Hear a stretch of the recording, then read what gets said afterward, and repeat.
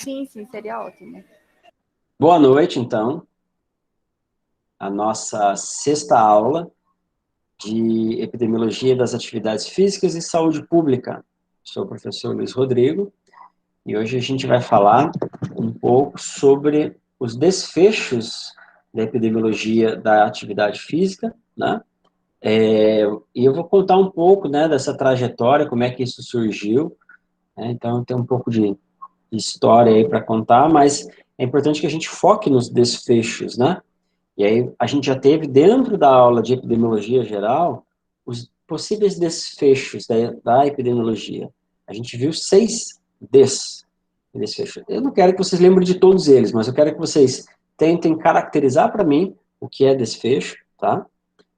Tentem dar algum exemplo de desfecho, para que eu saiba que vocês estão acompanhando e a gente consiga localizar a atividade física como um desfecho em saúde pública, ou até mesmo com uma exposição, tá?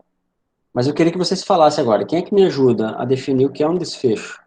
Vocês lembram o que é um desfecho?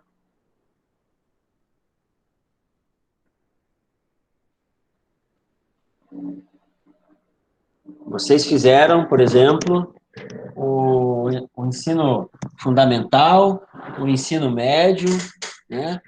E aí tinha alguém lá na turma de vocês que era muito vida louca, muito doido. E aí vocês, hoje em dia, encontram um colega, né, de vocês da mesma turma, não o vida louca, o normal, igual vocês, né? E aí vocês olham para ele e falam assim, pô, você viu o desfecho que teve aquele cara que era vida louca? Ah, ele ficou doido de vez. Ah, ele casou. Ah, ele teve 3 filhos.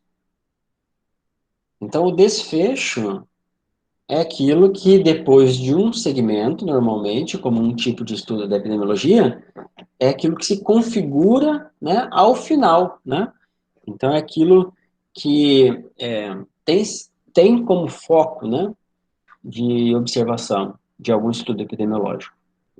Vocês lembram disso? Essa é uma forma de contar o que é desfecho ou vocês têm outra forma alternativa? Hein, pessoal? Eu lembro que a Luísa falou a mesma coisa na outra vez.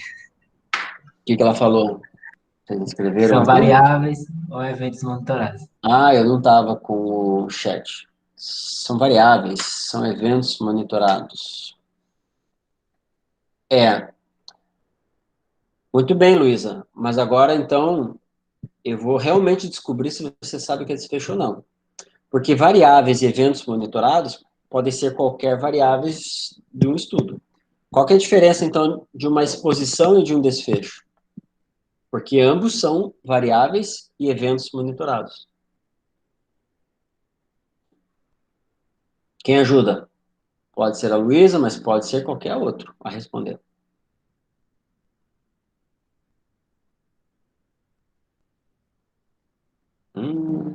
E agora?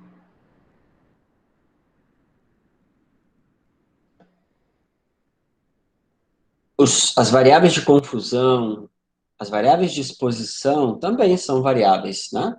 E também são eventos a serem monitorados, né? Seguidamente, né? No estudo.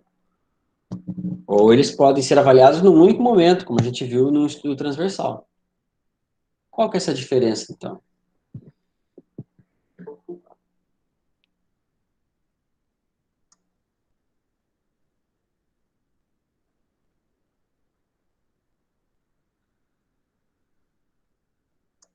E então, quem ajuda? Eu acho que nessa altura do campeonato vocês já deveriam saber o que é desfecho. A gente gastou um bom tempo falando sobre os estudos epidemiológicos.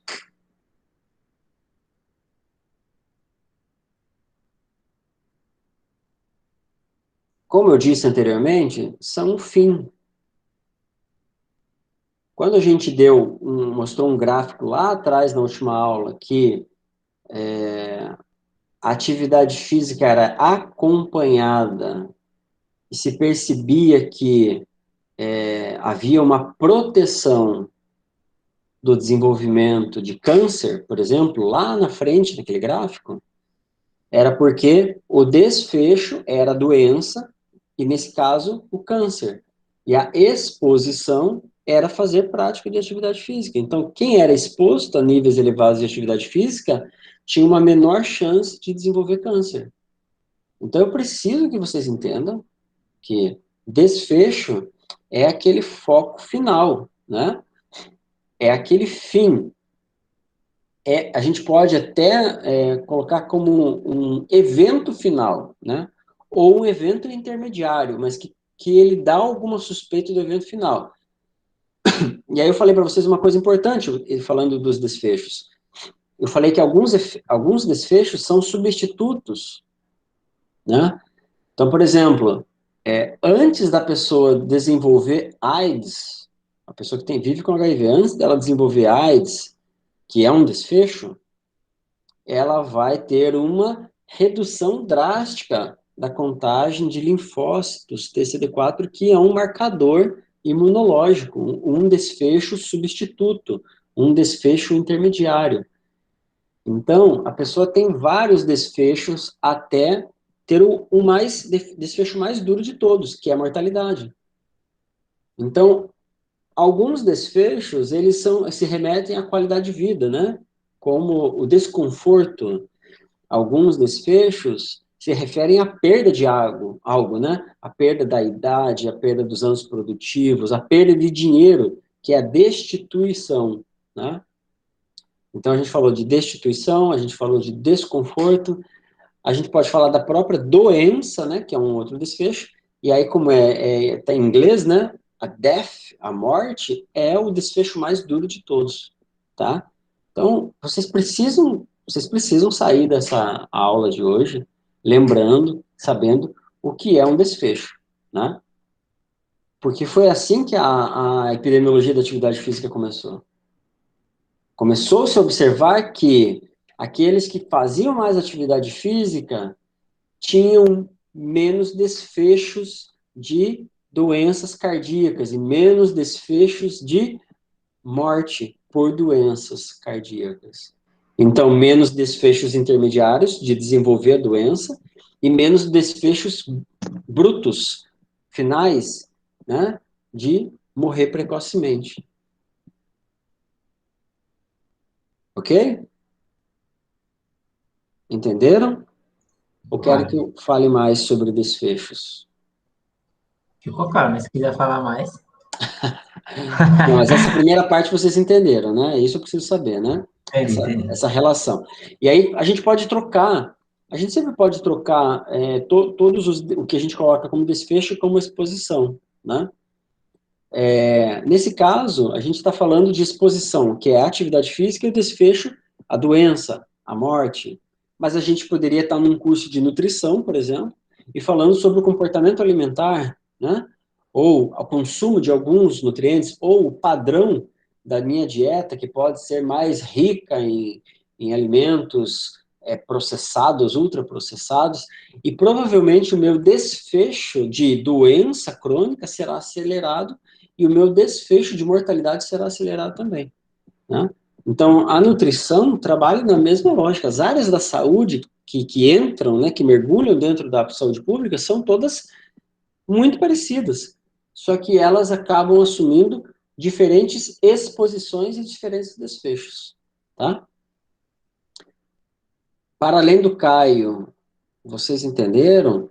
Deixa eu falar aqui, ó, a Bruna, a Isabela, o Anísio, a Maria Luísa, o Matias, a Raila, o Victor, Jade Edson, Everton, Isabela, João Vanderlei. Vocês estão entendendo? É importantíssimo isso. Vou fazer uma prova e a única questão vai ser desfecho e exposição. Pode ser? Muito bem.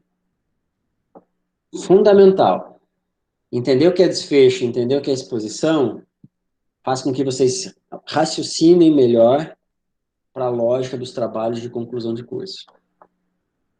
Se for voltado para a saúde, então é fundamental, tá? E aí, a gente precisa entender, mas de onde que veio toda essa onda aí, né, de atividade física e saúde? Faz muito tempo, né? Muito, muito, muito, muito tempo. Na verdade, essa lógica, eu lembro até hoje, na minha colação de grau.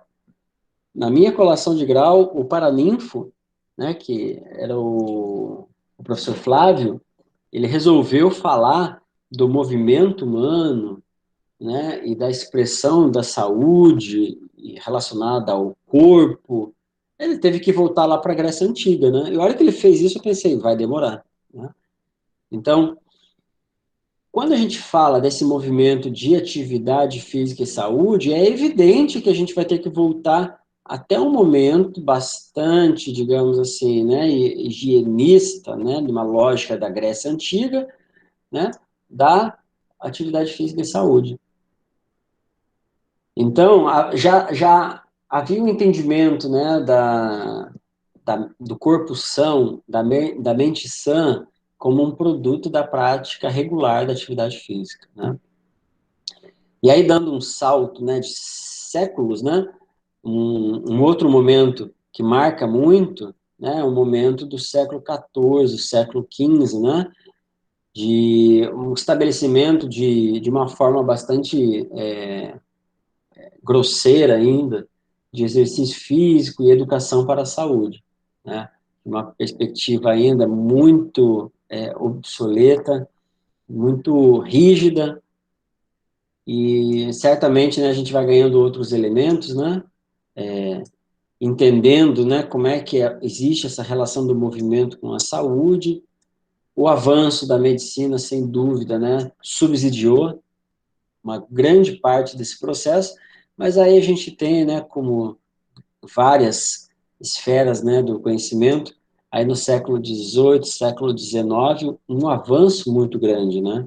O entendimento do corpo, da anatomia, da fisiologia, das disciplinas mais básicas, a gente começa a entender essas diferenças e o quanto a atividade física pode contribuir para a vida dessas pessoas, né? E é nos anos, no século XX, né?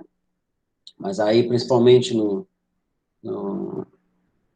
no início de uma preparação militar, né, a gente vê com mais evidência a preparação, né, das pessoas e de um corpo, né, para a guerra, uma prontidão. Teve um avanço, digamos assim, na área, no conhecimento do exercício físico por conta dessa necessidade bélica, né, de guerra, de preparação. E aí a gente tem um movimento muito mais atrelado à saúde, pela década de 80, né? E a gente tem, na verdade, desde 1930, antes até, alguns laboratórios de fisiologia contribuindo muito para o entendimento dessas relações e que, obviamente, acabam subsidiando o entendimento da atividade física e da saúde. Mas isso, sem dúvida, é um produto final que a gente tem, né, das últimas décadas, principalmente aí desde a década de 50 para frente, e que também tem mudado, né? Eu tenho uma palestra, eu não sei se ela está disponível, mas é do Adriano Akira, recentemente, muito, mas muito recente, acho que faz umas 2 ou 3 semanas, ele falou num evento, e ele falou um pouquinho da mudança que ocorreu na área da atividade física e saúde nas últimas 4 décadas, né? Porque a gente mudou muito nessa coisa da exposição e do desfecho. A gente tinha muita pesquisa, muita carga, né? Olhando na atividade física como uma exposição, né? Ou seja, criando um cenário favorável, né, pela prática da atividade física, ou um cenário desfavorável pela ausência da prática da atividade física na promoção da saúde, né, ou no desenvolvimento de doenças, né? Tá? E aí, o que provavelmente ele falou, eu não assisti essa fala, mas eu vi um resumo dela, provavelmente o que ele fala essa mudança, né, desfecho, essa mudança que teve da atividade física de exposição para entender os desfechos em saúde e doença foi de tentar encontrar quais são as outras exposições, né, que causam a atividade física, que, consequentemente, numa perspectiva mais recente, é considerado como um desfecho para essas pesquisas. Isso é natural, porque é o pesquisador que acaba elencando, né? Então, a gente já conversou um pouco sobre isso, né? Quais são os determinantes da prática de atividade física? A gente terminou a nossa última aula falando sobre isso, né? Quais são as questões psicossociais, ambientais, que determinam se a pessoa vai fazer pouca atividade física ou muita atividade física? Então, quando a gente tem esse raciocínio, a gente pega a atividade física e coloca ela como desfecho. E aí a gente considera o clima, né, a renda, as oportunidades, o bairro, não sei o quê, como exposições, tá? Então, quando a gente faz esse raciocínio, a gente também visualiza as exposições, os desfechos, e essa mudança foi uma das coisas que mexeu muito com a área nos últimos anos, né? Mas é evidente que há campo para se pesquisar, né, em tudo isso ainda, né? Mas que muita ciência foi produzida anteriormente da atividade física como exposição, entendendo o que ela causava nos desfechos. E isso, a evidência é tão grande que a gente consegue fazer compilados hoje e apontar seguramente, né, para a atividade física como um fator que protege as pessoas de diversas doenças, e inclusive para aqueles que são doentes, ela é uma forma de tratamento coadjuvante, né? Um tratamento auxiliar que vem a contribuir para tentar reduzir a aceleração daquela doença ou até mesmo regredir, né? Tem várias doenças, inclusive, que quando a atividade física é presente, a carga medicamentosa é reduzida, né?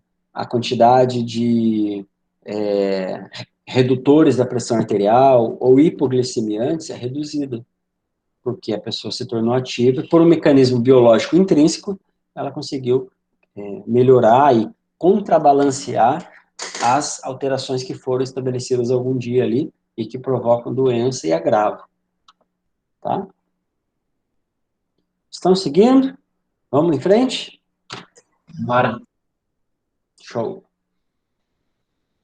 Então, eu vou passar talvez um pouco mais rápido nessa parte, porque eu quero focar mais na história da atividade física e saúde, quando ela de fato encontra, né, a atividade física com a epidemiologia. Mas sem passar desapercebido, né, eu já falei para vocês essa questão, né, dessa relação, e falei um pouco lá atrás também, quando a gente falou da epidemiologia, né, do entendimento da cura, né, numa perspectiva mais fantasiosa, mais mística, né, mas que ganhou uma certa racionalidade com alguns pensadores na época, né, na Grécia Antiga. Então, a gente tem, na verdade, né, um processo de começar a entender que os comportamentos, né, a alimentação, a atividade física tem algum impacto na saúde das pessoas. Mas, obviamente, que isso é muito ainda incipiente, né, sobrecarregando e culpabilizando o próprio indivíduo, né, pelos acertos e pelos erros, e ainda com algum tipo de influência mística, né, de deuses, né, e aí a deusa, a Panaceia, né, a Higeia, né, e entre outros que influenciavam esse cenário aí de processo de saúde e doença, né, mas a gente tem talvez um dos primeiros pensamentos, digamos assim, de saúde coletiva, né. E o Hipócrates, né, e a gente tem, né, um pensamento hipocrático muito atrelado, né, à área da medicina. Existe o juramento, né, hipocrático, né, e ele estabelece, né, como as partes corporais, né, que são habitualmente utilizadas tendem a se fortalecer, né, e tem uma menor predisposição à doença. Então, muito ainda da observação, né, desses pensadores, mas que começam, de alguma forma, a apontar para uma direção e organizar, né, os próximos passos, né, das gerações seguintes. Paralelamente, né, sem diminuir, mas sem também contar só a história do Ocidente, né, porque a gente é bom em fazer isso, a gente, muito da nossa prática baseada em evidência e da organização das nossas disciplinas, da nossa área de saber, ela é muito ocidental, não é?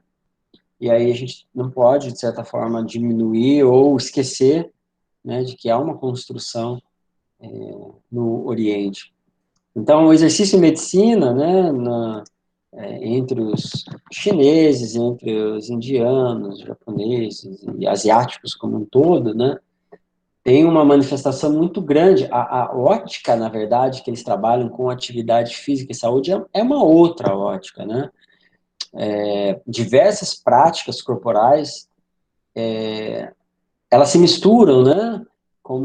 Muitas vezes como uma manifestação mais de combate, de luta, às vezes muito mais de busca de equilíbrio, meditação. Então, nessa época ainda, né, já se entendia do próprio exercício como uma terapia, né? Então, uma forma de tratamento, uma forma de prevenção, e sem dúvida a gente tem países asiáticos, né, que movimentam massas, né, dentro de uma perspectiva muito cultural da atividade física, né? A atividade física faz parte do estilo de vida deles, né? Eles não, obviamente que escolhem, né, voluntariamente fazer algum tipo de atividade física, mas ela está dentro, né, está enraizada culturalmente. Assim como outras manifestações também estão enraizadas na cultura ocidental, né? Mas é só uma forma da gente lembrar, de fato, a contribuição, né, do Oriente. E essa educação, né, exercício, educação, medicina, eles vão se aprimorando, né, século XIV, exercício como remédio para substituir medicamento, então vejo que não é nada de novo, né, hoje tem um slogan, né, Exercise is Medicine, né, vocês já devem ter visto isso em algum lugar, né, Exercise is Medicine, né, ou a polipílula, né, a polipílula do exercício físico. Eu, embora concorde com a expressão, eu acho que é uma redução do exercício físico, né?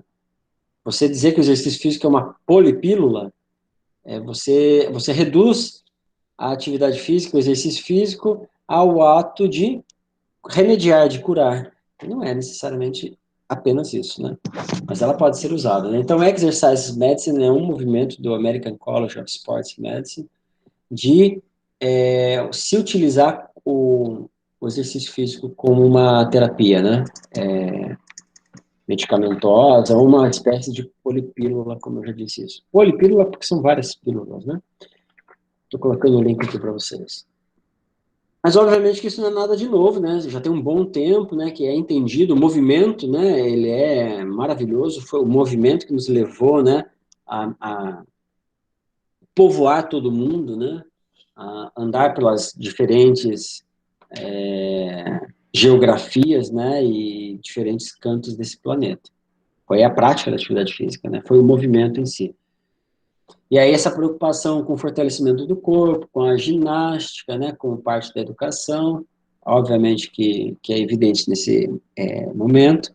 Século XV, né, a distinção entre exercícios recreativos, de fortalecimento, educadores recomendavam o exercício como um hábito diário, né, daquele jeitão pedagógico de ser, né, só que não.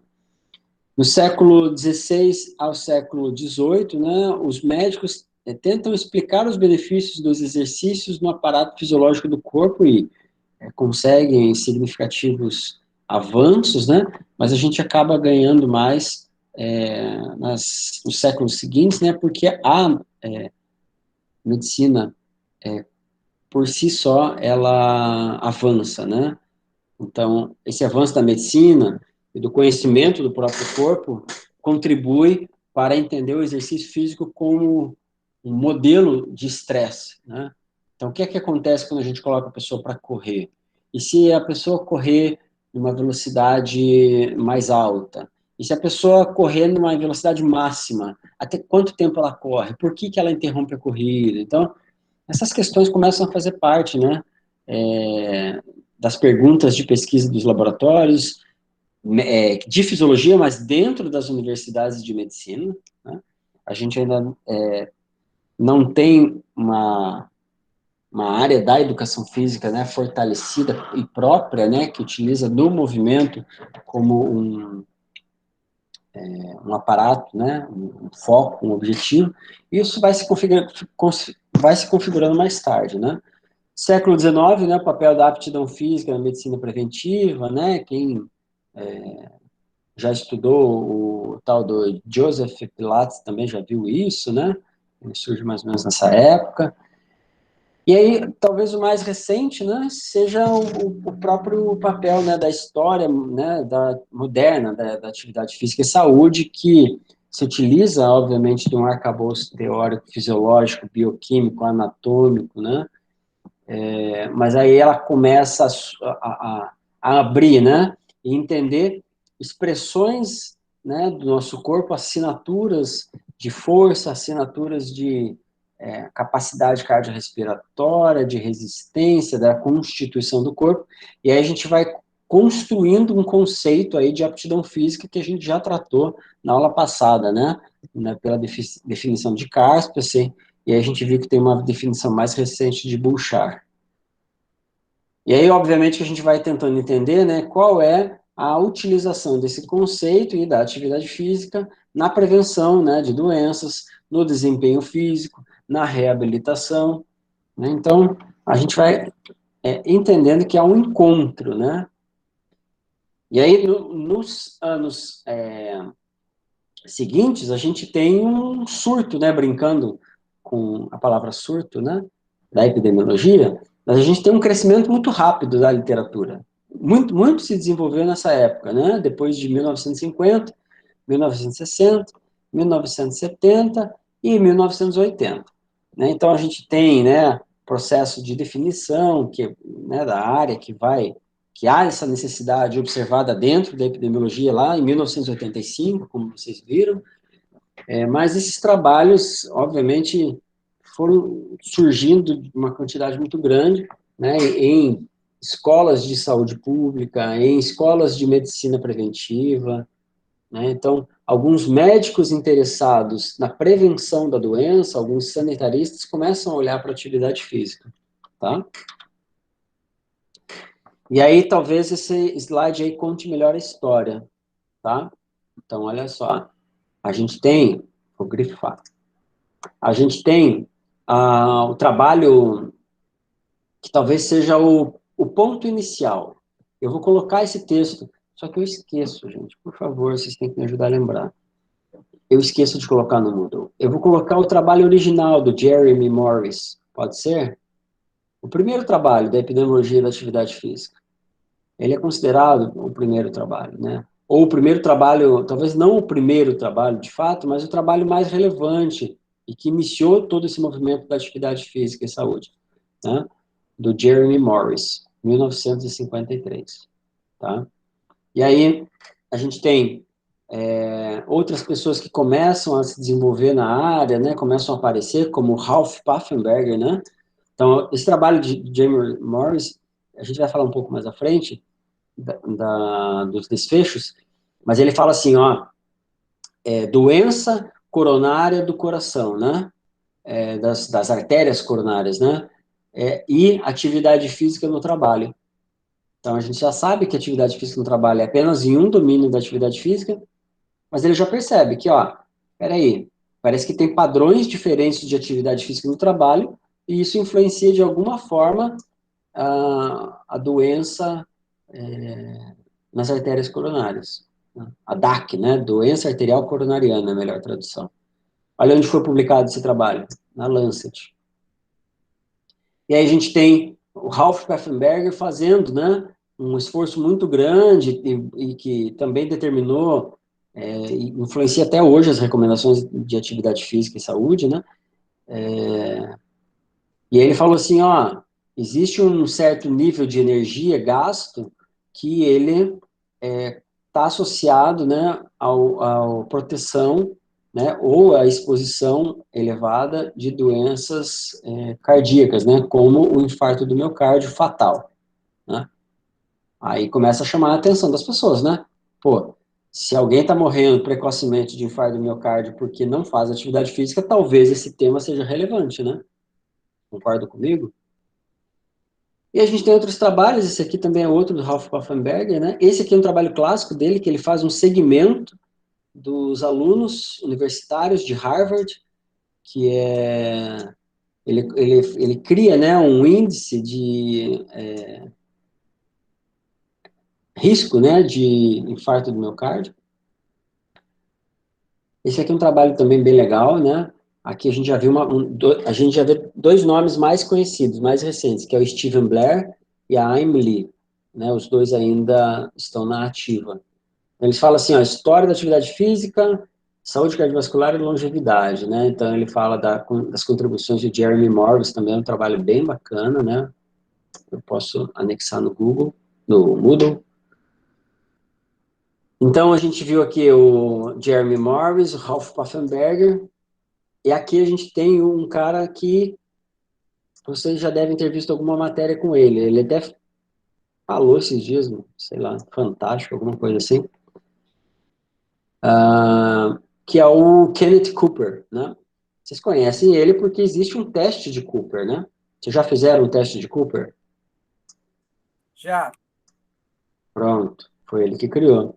E ele tem alguns livros, né, com esse método Cooper. A gente sabe, hoje em dia a gente não ouve mais isso, né? Mas antigamente a gente ouvia as pessoas falando que iam sair fazer um Cooper, né, lá fora. Quer dizer que ela ia correr, né, numa intensidade moderada, né, que permitia com que ela corresse longas distâncias e que esse era um método inventado por ele. E esse cara aqui é o Stephen Blair, que já esteve várias vezes no Brasil, especialmente no Cella Physics. E o Stephen Blair, ele foi muito feliz em desenvolver alguns trabalhos no qual ele não abordava necessariamente a atividade física, mas ele falava da aptidão física, né? Kenneth Cooper também, né?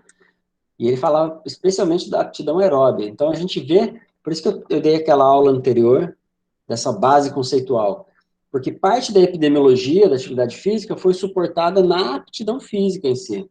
Então, tudo que a gente fala de aptidão física também tem a ver com a atividade física, porque ela é um produto da atividade física, da genética, do meio ambiente, de toda aquela interação louca que a gente já viu. E esse trabalho aqui do Stephen Blair, ele fala, né, de um estudo prospectivo de saúde de homens e mulheres, e ele faz várias análises super interessantes de todas as causas de mortalidade, né? E o Kenneth Cooper tem até hoje, né, um centro de estudo longitudinal em Dallas, né, que ele faz um segmento, mas até hoje teve alguns estudos interessantes, mas até hoje a gente tem esse segmento, tá? Então, se vocês estiverem curiosos, dê uma olhadinha lá no Instituto Cooper, tá? E tem alguns trabalhos bem legais do Stephen Blair que também foram importantíssimos para a área. E aí é nessa loucura, né, que a gente passa os anos de 80 e 90, né, definindo uma série de variáveis, né. A gente teve aquela definição basicamente lá do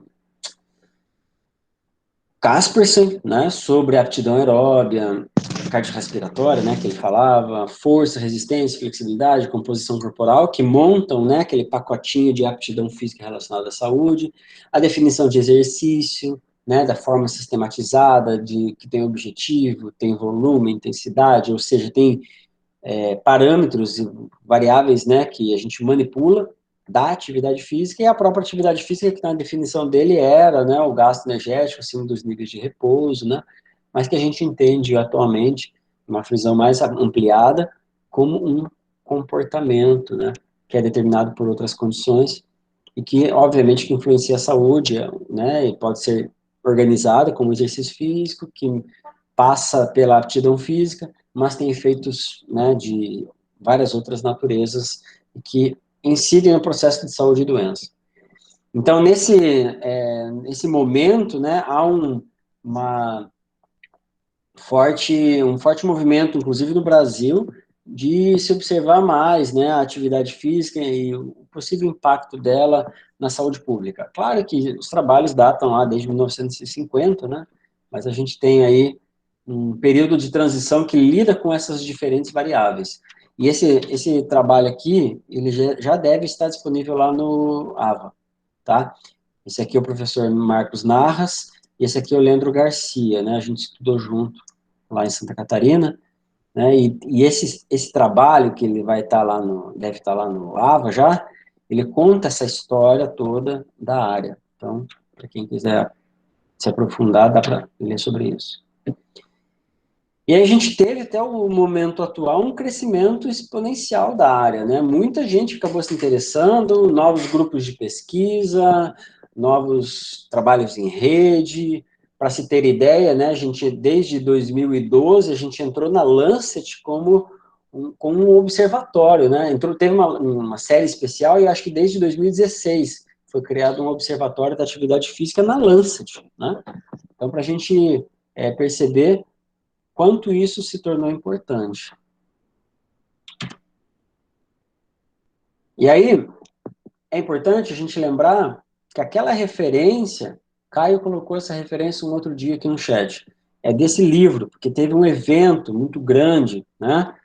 Um evento importante que reconheceu a inatividade física como um fator independente de risco para doenças cardíacas coronarianas, né? E isso não foi nada mais, nada menos do que o próprio um reconhecimento do American Heart Association.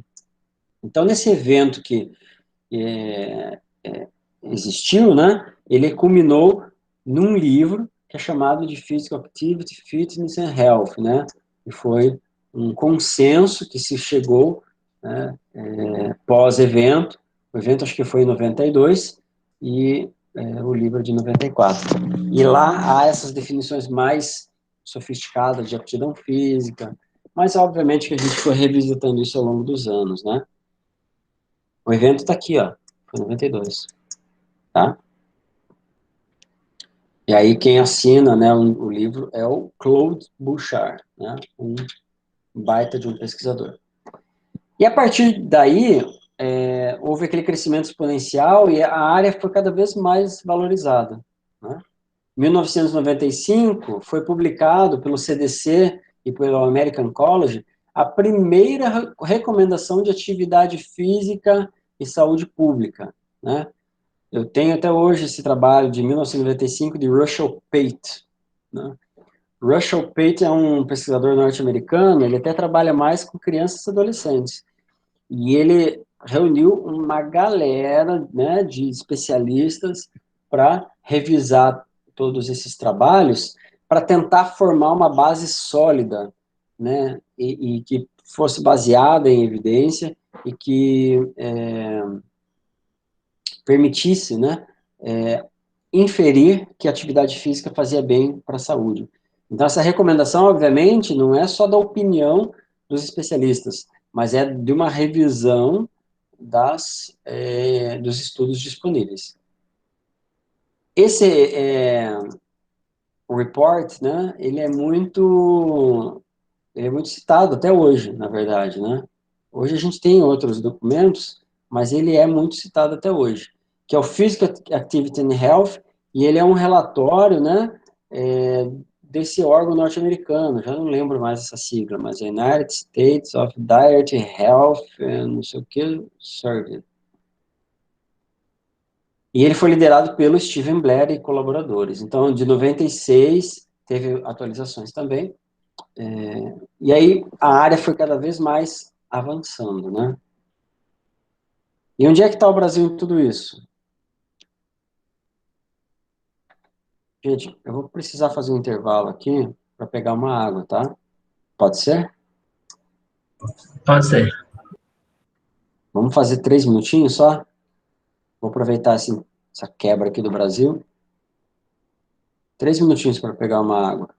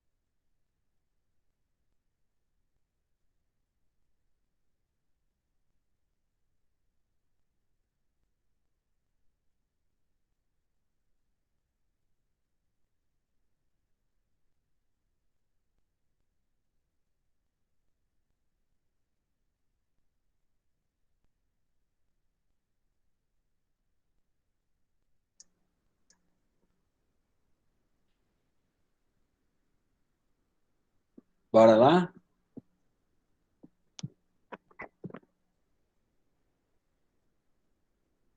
Estão de volta? Estão por aqui? Podemos seguir? Podemos. Beleza. Então, onde é que ficou o Brasil nesse cenário, né, de atividade física e saúde, né? A gente teve como um processo de desenvolvimento, né, da educação física como um todo, pessoas que saíram do Brasil e foram fazer seus doutorados fora do Brasil, nos Estados Unidos, na Europa. Então, esse texto, como eu falei, do Leandro e do Marcos Narras, ele conta essa história, né? Então, a gente começou a ter esses avanços dos laboratórios e da instalação, né? O primeiro laboratório foi no Rio de Janeiro, né? Foi o LabSal. E aí a gente também teve pesquisadores da URGS, da USP, da Federal de Santa Catarina, né? O professor Marcos Narras, que fez, né, o doutorado com Corban. Na USP a gente tem, né, ali em 1992, eu acho? Não, foi antes. Acho que foi por aí. O primeiro doutor em educação física, que foi o professor D'Artagnan Pinto Guedes. E o foco ele era muito ainda naquela questão da aptidão física, né? Então demorou um tempo, né? O próprio professor Marcos Narras fazia estudos, né? Mas olhando para a aptidão física como um produto, né? Como um desfecho, né? Como a gente está chamando aqui. Então, isso era fruto também do que era pesquisado lá fora, né? Então, esse avanço ele aconteceu de forma mais lenta, né? Mas aí aconteceu esse fenômeno que está documentado pelo professor Giovano Firpo Del Duca, lá da Federal de Santa Catarina. Nesse trabalho ele faz conta essa história aqui, né, dos grupos de pesquisa. Vejam, né, esse crescimento que teve, né, dos grupos de pesquisa em atividade física e saúde, né? E isso é reflexo também, né, dos programas de pós-graduação, stricto sensu, né, de mestrado e doutorado. Então, a gente acaba tendo um crescimento enorme, né? Se vocês colocarem no diretório do CNPq atividade física e saúde, vocês vão encontrar seguramente mais de 30 grupos de pesquisa no Brasil. Então, a gente tem que inovar, na verdade, né? A gente tem que passar para um outro nível, né?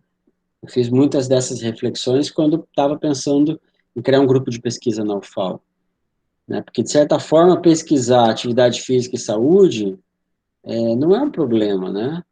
Mas ainda é olhar muito para o retrovisor, né? Olhar muito para relações que, de certa forma, já estão bem estabelecidas, né? Então, penso que há uma necessidade aí de inovação da perspectiva conceitual, teórica, né? Que quebre paradigmas, que envolvam diferentes áreas de saber, que tenham como centro o movimento humano e como desfecho, né? Os próprios indicadores de saúde e de doença, tá?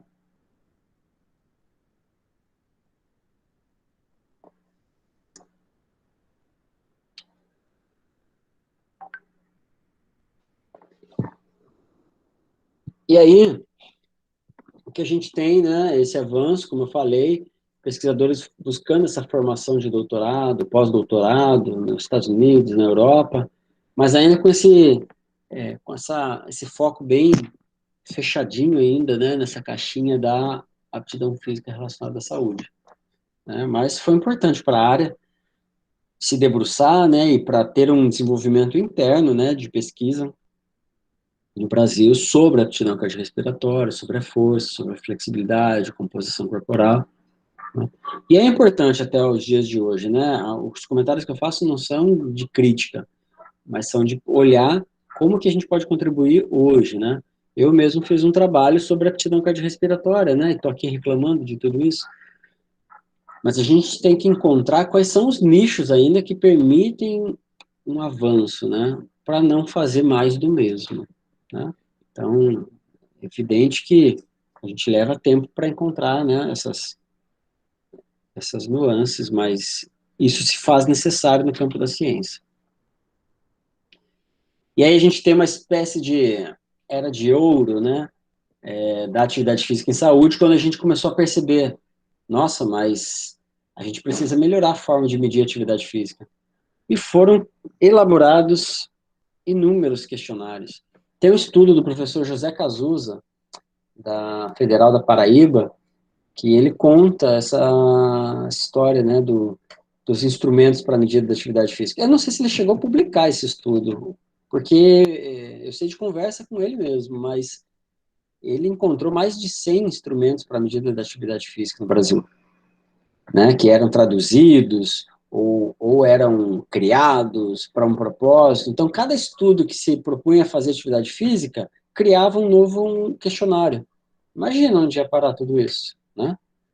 Então, imagina, cada estudo você vai criar um, um instrumento novo para cada um. Eu vou fazer um estudo com criança e adolescente com HIV, como eu fiz. Devo criar um instrumento novo para isso. E aí, o próximo estudo que fizerem, como é que vão usar nessas informações? Se era específica para o contexto do HIV. Então, a gente teve, né, uma época, né, patinando, né, sobre as medidas, mas também eu faço conto a história, faço a crítica, né, mas eu também acho que é importante porque a gente conseguiu avançar do ponto de vista crítico e olhar para os melhores instrumentos, olhar para as capacidades psicométricas dos instrumentos, de validade, de conteúdo, de face, de reprodutibilidade, de usabilidade e todos os outros campos, né, de análise de um instrumento. E aí a gente também teve um avanço tecnológico significativo, né, gente? Então permitiu que a gente chegasse a instrumentos novos. Oi, Bruna. Deve ser um dos dois que vive aqui em casa. E aí a gente tem esse retrato, né, esse gráfico, vocês podem ver que ele não é um gráfico linear, né? Ele faz uma coisa estranha assim, né? Se a gente pegar, se a gente pegar desde 1950, botar lá no PubMed, né? Medline PubMed, tinha 55 trabalhos numa década. Aí na década seguinte, dia 244. Na década seguinte, 1.700. 5.000, 12.000. Tem que atualizar esse gráfico, né? Mas olha só o que faz isso aqui, ó. Faz isso aqui, aí começa a subir, e aí começa a subir. Parece a resposta de lactato aqui, né? Alguém vai entender essa piada. Mas a gente tem um primeiro limiar e um segundo limiar de transição, né? Ó, a gente tem 3 fases distintas claramente, né? Eu quero atualizar esse gráfico aqui para a gente ver como é que está agora. Mas, de fato, a gente teve um crescimento exponencial na ciência, né? Isso foi muito importante para todos nós, né? Esse é um trabalho do professor Samuel Dummett, né, da Federal de Pelotas, né, no qual ele fala assim, olha os números de artigos publicados sobre prevalência de atividade física no Brasil, segundo o ano de publicação. Não faz mais ou menos aquela figura internacional, né? Teve ano que não saiu nada, né? Mas teve ano, né, que acabou aumentando. Olha 2008. Tem um outro trabalho do Pedro, não sei se está aqui nesses slides, mas que conta essa história também, tá? Esse aqui é o número de teses e dissertações relacionadas à atividade física, né? Também um movimento muito semelhante. Essa aqui é específico lá de Santa Catarina, porque foi um polo de elaboração, de construção muito forte, né? Justamente pela presença de pesquisadores de nível internacional lá. Então, muitos estudos epidemiológicos de atividade física e de saúde, né, em 2008, 2009, né, eu cheguei, na verdade, bem aqui no finalzinho. Cadê? Eu fui para lá em 2008. Então, eu não vi isso aqui para cá, né, mas eu sei da história que, de certa forma, estava aumentando muito, e certamente esses gráficos têm estudos mais novos, não sei se eles estão aqui, mas eles mostram um crescimento maior ainda, né. E isso é retratado especialmente pelas revistas científicas, né? Então, a gente teve uma série específica que falou de acelerômetros, né? Alguém aqui sabe o que são acelerômetros? Alguém sabe o que são acelerômetros? Todo mundo tem um acelerômetro aí, tenho certeza.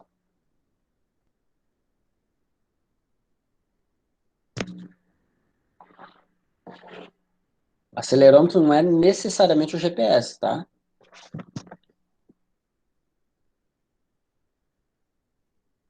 Mas também não é um GPS velho. Acelerômetro é um dispositivo eletrônico, né? Que ele mede a aceleração.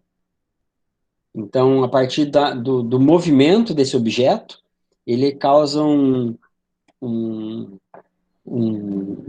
sinal piezoelétrico, né? Então, com essa mudança de movimento, um sinal elétrico, e esse sinal elétrico ele é captado por um sensor, né? Ele é contabilizado por uma memória, né? Então, existe um sensor e uma memória. E aí, esses acelerômetros, eles foram melhorando também com a tecnologia, né? Hoje a gente tem acelerômetros que medem numa perspectiva, né, do eixo X, do eixo Y e do eixo Z. Então, X, Y e Z, né? E aí eu falei que todos vocês têm um acelerômetro aí, né? Por quê? Porque todo celular, todo smartphone mais recente aí tem um acelerômetro. Ele tem o GPS, né? Mas ele também tem um acelerômetro, né? A maioria dos smartphones mais novos tem um acelerômetro. E aí, ó, a sacada. Talvez a gente possa transformar o celular das pessoas em um acelerômetro que meça a atividade física, tá? Se alguém tiver interessado em entrar nessa roubada, aí fale comigo. Então, a gente também teve outros números, né, importantes, que falavam das medidas da atividade física em 2012, que falava sobre monitoramento e movimento, né? Essa aqui foi numa revista clássica da fisiologia, Physiological Measurement, Physical Activity and Health, a Medicine, Science, Sport and Exercise, que é clássica da área, né? Uma das melhores revistas que a gente tem. Na Preventive Medicine, né, saíram números que falaram sobre a medida da atividade física com webcam, né? E sobre a atividade física e o ambiente também. A própria Corte de Pelotas, né, foi retratada em relação à atividade física em outras revistas, e a gente tem um suplemento, né, da Revista Brasileira de Ensino, Antropometria e Desempenho Humano, que fala sobre o programa Saúde na Boa, que foi uma intervenção que a gente ainda vai ver em algumas aulas à frente. Uma intervenção que aconteceu em Recife e Florianópolis, e foi conduzida pelos professores Marcos Narras e Mauro Barros. E aí, em 2012, a gente teve, né, aquele grande movimento que eu já falei para vocês, que foi a publicação de um número inteiro na Lancet, naquela super revista conceituada da medicina, né, falando de atividade física. E aí, fazendo nessa provocação da gente repensar a atividade física. Por que repensar? Porque dos moldes que a gente tem observado a atividade física, ela tem mudado, né? E a gente precisa reconfigurar isso, né?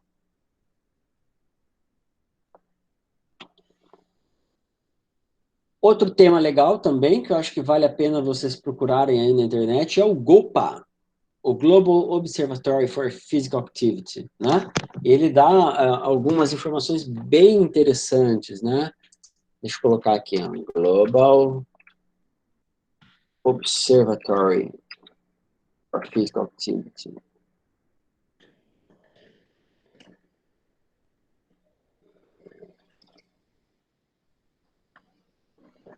Ué, será que não está abrindo? Vou deixar abrindo ali. E aí, eles, nesse observatório global, né, que mais tarde, né, atingiu outros patamares, né, engraçado, não abriu a página mais.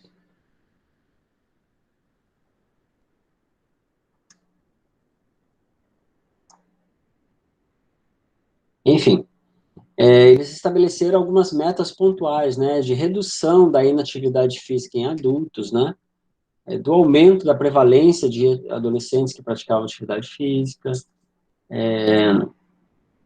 da redução, né, em 10% da proporção de morbidades e mortes prematuras atribuíveis à inatividade física, né, já que a gente já tinha tanta, né, informação desse sentido, então era necessário estabelecer todas essas metas, né. Ó, eu vou copiar aqui, não sei porque o site não está funcionando, mas depois vocês colocam lá, tem um link ali da própria Sociedade Internacional, tá? E aí também o aumento da proporção de publicações científicas, justamente para subsidiar cada vez mais as evidências, as intervenções, o monitoramento, as inferências, principalmente em países de baixa e de média renda, né? E a gente pode sim incluir nesse contexto. E aí o Global Physical Activity Observatory, ele tem uma métrica própria, né, de tentar localizar todos os países. Então, ele tem um country card, né, um cartão de cada país no qual ele a partir de alguns estudos, né, algumas informações, ele consegue ranquear, né, e a colaboração, ele consegue estimar a prevalência de atividade física. Então, vejo que ele tem um cartão bastante visual aqui, né? Deixa eu anotar algumas coisas aqui para vocês. Existe em termos de vigilância política, existe um plano de atividade física? Sim, nós temos. Existe pesquisa nacional nessa área? Tem, né? Pesquisa em 2002, 2014, 2015.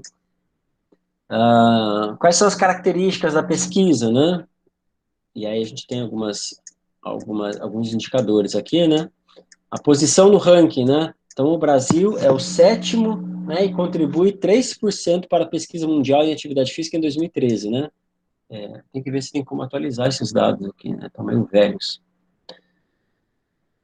Ok? Então, indicadores, né? E aí, onde é que a gente está nesse momento, né? Porque a ideia foi contar toda essa história para vocês, né? De uma perspectiva histórica, mas onde é que a gente está? Outro dia eu vi uma fala do desempenho esportivo, né? O que o desempenho esportivo, né, de alto rendimento, né, no esporte, tem que observar, né? Então, eles já avançaram muito no treinamento, no aspecto técnico, no aspecto tático. O que eles estão estudando agora? Formas de se recuperar mais rápido. Então, estão investindo em estudos em crioterapia, estudos em calças com polímeros, cerâmicas, com infravermelho, que fazem com que a recuperação seja acelerada. E a atividade física e saúde, onde é que está, né? Então, a gente teve um avanço significativo no campo das medidas, né? A gente teve um avanço significativo, né, no campo do monitoramento das populações. A gente já sabe, né, o que é que a atividade física faz na vida das pessoas em termos de saúde e doença, mas também sobre o que é que causa a atividade física. A gente já levantou essa informação, que talvez seja aquela mudança que eu falei do Adriano Akira, né, dos últimos 40 anos, um foco, né, uma mudança de paradigma da área. A gente tem, né, embora precise sempre ser revisitado, mas a gente tem políticas nacionais, estaduais, e planos de atividade física para a população, né?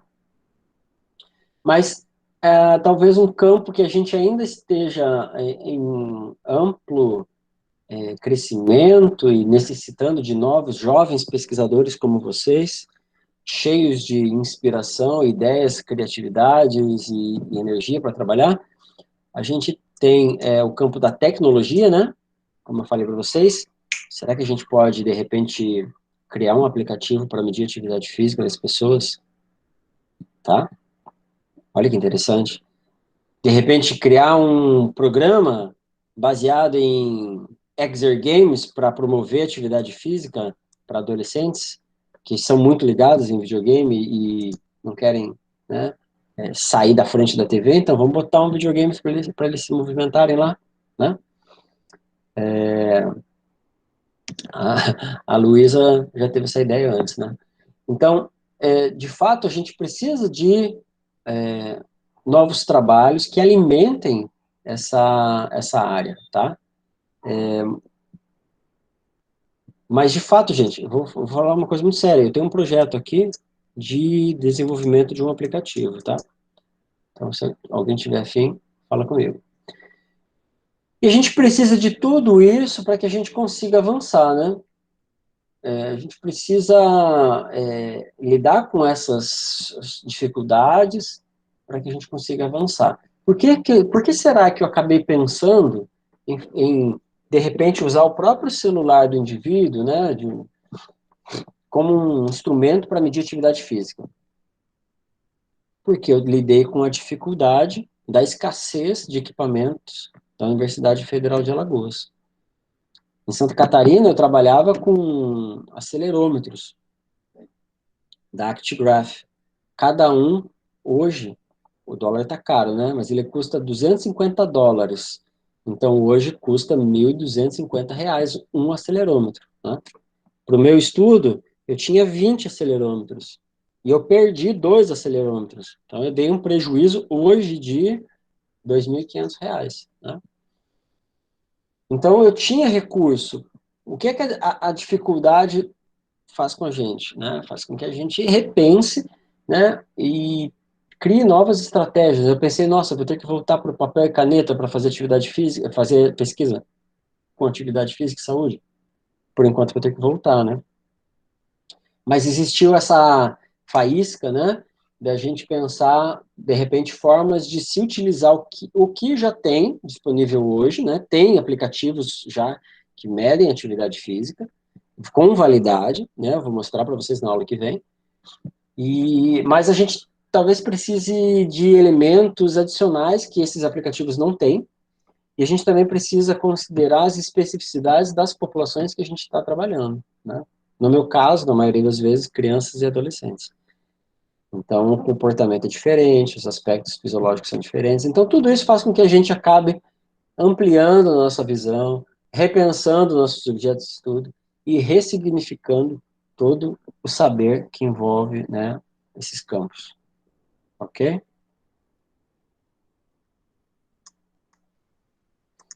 Eu vou mostrar um aplicativo para vocês e vocês vão fazer uma tarefa, Caio.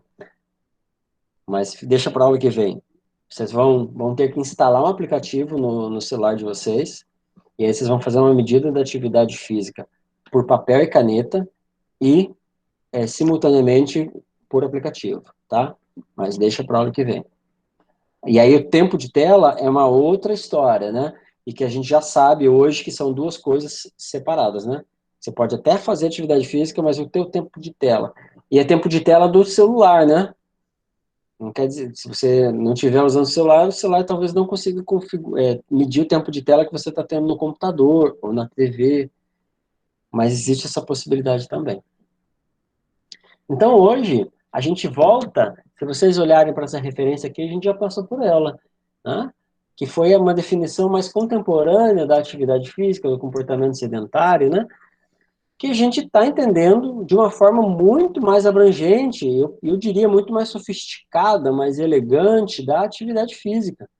A gente parou com aquela história estritamente reduzida à métrica do gasto energético, começou a olhar a atividade física como um comportamento que é extremamente complexo, que tem múltiplas dimensões, que tem construtos fisiológicos, biomecânicos e comportamentais do movimento, né? Então, a gente parte hoje para uma perspectiva muito mais amadurecida da análise da atividade física, tá? E agora eu quero fazer essa pergunta a vocês. Quero que vocês me ajudem a escrever verdadeiro ou falso ali. Vamos lá. Vamos uma por uma. Vamos pensar nessas reflexões sobre recomendações de atividade física. Para promover benefícios, a prática de atividade física precisa apresentar a intensidade moderada, vigorosa? O que vocês acham? Sim, verdade. Você acha que é verdade? Tem que apresentar essa intensidade moderada, vigorosa. Falso. Então, peraí. Eu acho que é verdade. O Caio disse que é verdadeiro. Quem disse que foi falso? Vitor. Vitor disse que foi falso. Quem mais? Acho que é falso. Matias disse que é falso. Quem mais? Digam aí, pessoal. É só falar VUF.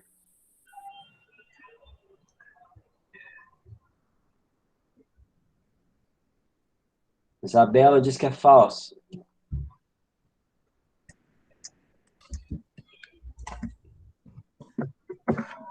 Quem mais? Anísio, Bruna, Everton, Jade Edson, João Vanderlei. É falso, professor. Anísio diz que é falsa.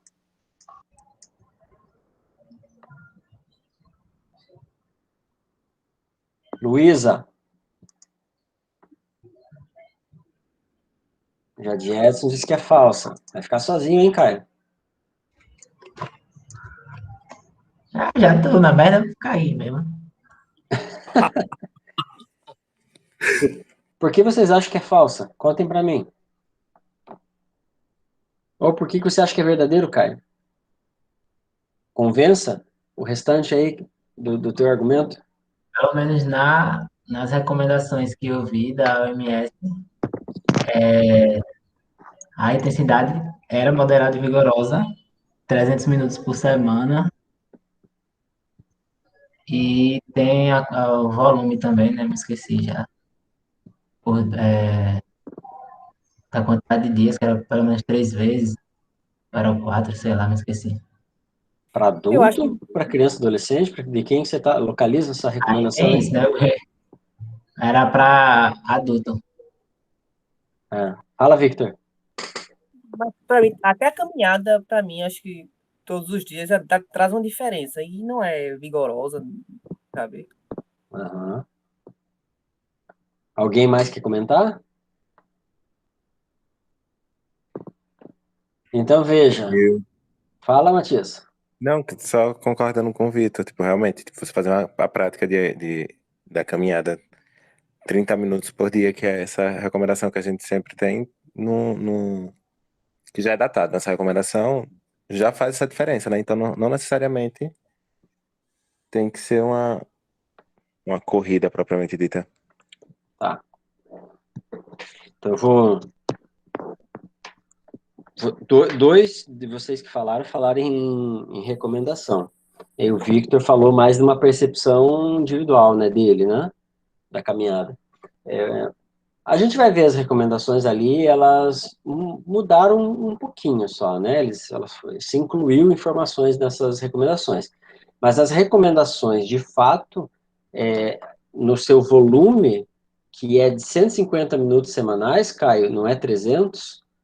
300 é para criança e adolescente, mas também para quem quer atingir patamares superiores, na nova recomendação de 2020, para adultos, aí sim, 300 minutos, ela se pauta na intensidade moderada vigorosa. Até aí, ok. Mas há evidências né, dos benefícios da atividade física leve. E, inclusive, um dos maiores jargões da atividade física, né, da recomendação atual da atividade física é justamente de que todo o movimento conta. Todo movimento conta, né? Essa é a frase de efeito deles, né? E aí eu vou mostrar uma coisa para vocês. Deixa eu ver se está fácil aqui.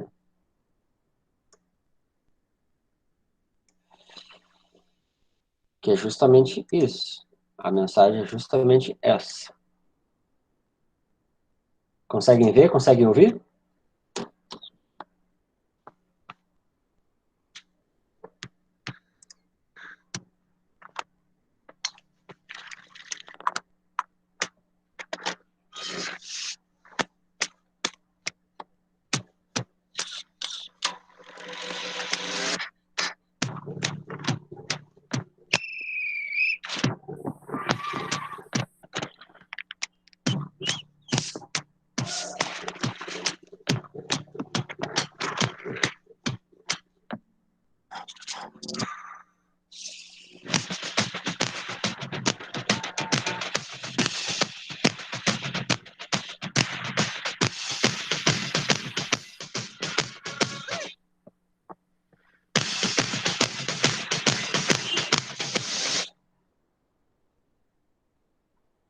E aí? Saiu o som? Saiu o vídeo? Perceberam? Isso aí. Sim. Então a mensagem é essa, né? Eita. Ó. Então a mensagem é essa, né? É falso, Caio, tá? Porque, de fato, todo movimento conta, e inclusive, vocês viram várias imagens ali que a pessoa não estava necessariamente numa intensidade moderada vigorosa, né? Inclusive, de algumas nem era exercício físico, né? Acho que foi o Matias que falou, né, que não era necessariamente uma corrida, mas era uma caminhada, né? Mas às vezes é uma caminhada que a gente está fazendo para ir até o trabalho, né? Uma caminhada para ir até o mercado. Então, todo movimento de fato conta, né? Acho que essa é uma mensagem importante, né? E aí a gente já também responde a de baixo, né? 150 minutos por semana é o mínimo requerido para promover saúde. A gente já discutiu com base num gráfico na aula passada, né, que a primeira parte do gráfico era que o acréscimo de muito pouco de atividade física, que eu acho que era 30 minutos, já fazia uma tremenda diferença na prevenção de várias doenças cardiovasculares, né? Então, acho que a gente pode assinalar aqui que é falso também, que é o mínimo. Não é o mínimo, né? Se cada movimento conta, né?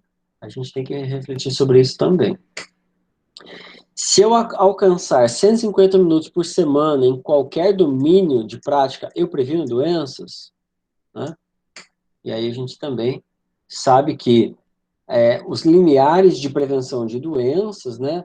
Eles oscilam entre eles, né? Algumas doenças se instalam por mecanismos, né, que necessitam de intensidades e volumes maiores, e outras são mais facilmente protegidas, né, do desenvolvimento daquela doença. Né? E que em geral,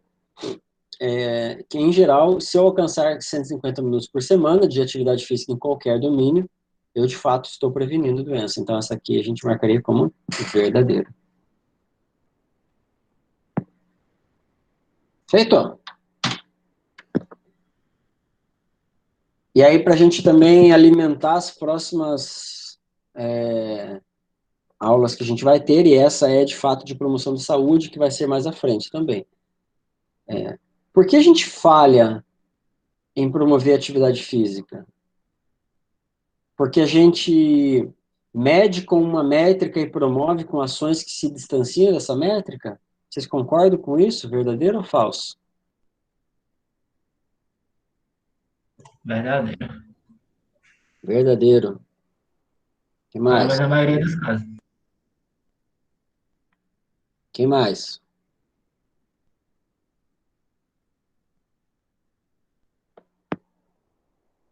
Só o Caio que vai dar a opinião dele? Pensa de novo. Nós falhamos em promover a atividade física porque a gente mede como uma métrica, uma medida, e promove com ações diferentes que se distanciam dessa métrica. Será que é isso mesmo?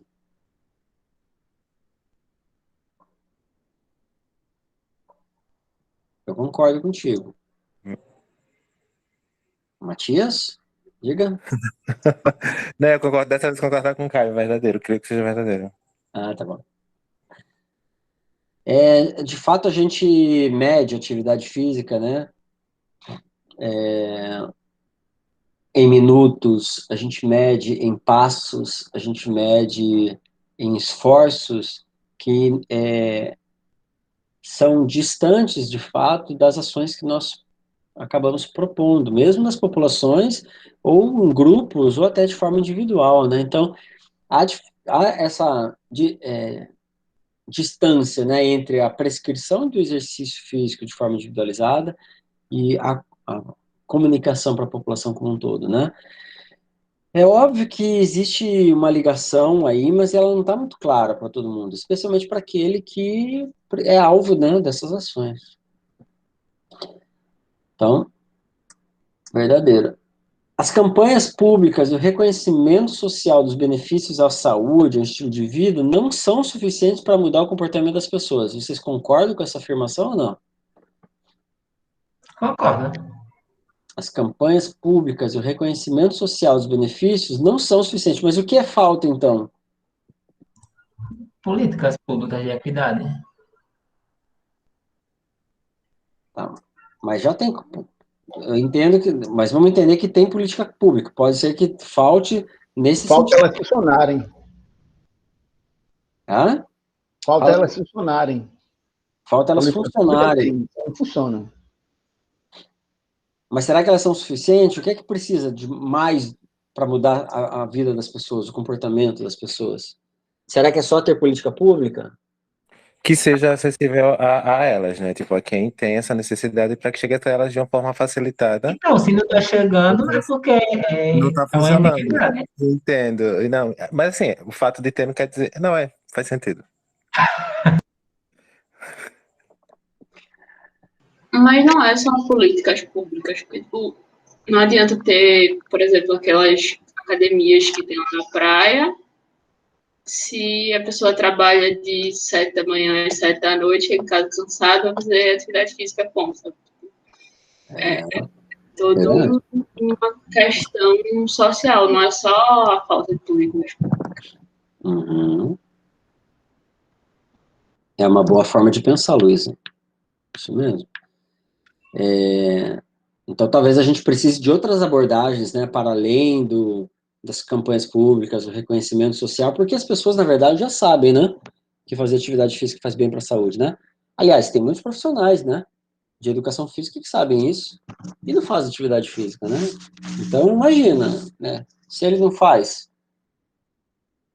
ele tem também as suas justificativas para não fazer, até o valor que ele atribui para a própria atividade física. Então, é uma história muito mais complexa, de fato, né? Então, eu concordo também, não. Ela não é suficiente, né? Focamos na saúde e desconsideramos outros aspectos? Quais aspectos, né? Tá, porra, que Oi? pariu.